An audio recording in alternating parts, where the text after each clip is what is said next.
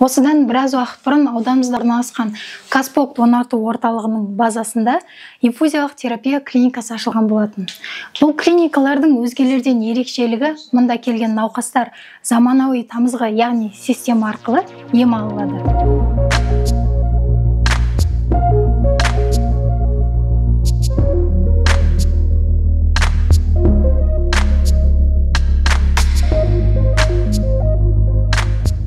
Бұл кабинетте бізде клиниктің биохакинг технологиясымен жасалған көктамыршылық инфузияларын саламыз. Қазіргі кезде 30-ға жуық түрі бар. Жаңағы пациентіміз ол жерде алып жатқан Золушка деген капельница. Ол құрамында антиоксиданттар мен дәрумендердің комбинациясынан тұрады. Бұл жаңа буын технологиясы деп жаңа айттым, биохакинг деген. Айырмашылығы пациенттің шағымдарына қарай тағайындалады. Сол шағымына қарсы қандай заттар бізге керек, соларды комбинацияланған капельница шығарылған.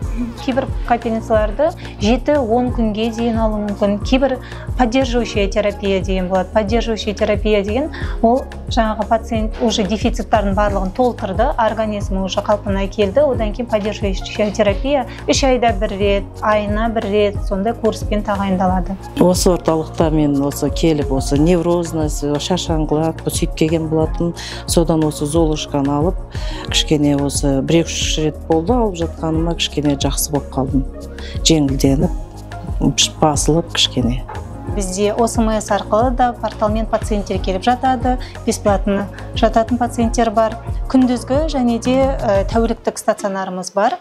Пациенттерге көрсетілетін қызметтер ЛФК индивидуальный, парафинотерапия, массаж жасалынады. Бұл жерге инсульттан кейін, инфаркттан кейін, операциядан кейін, травмалардан кейін қалпына келтіру реабилитацияның 2-3 этапына келеді.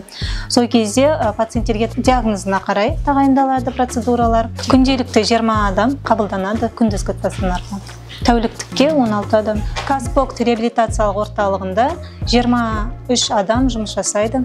Мамандықта реабилитолог бар, кардиолог маман бар, терапевт маман бар, медсестралар, массаж жасайтын специалисттарымыз бар.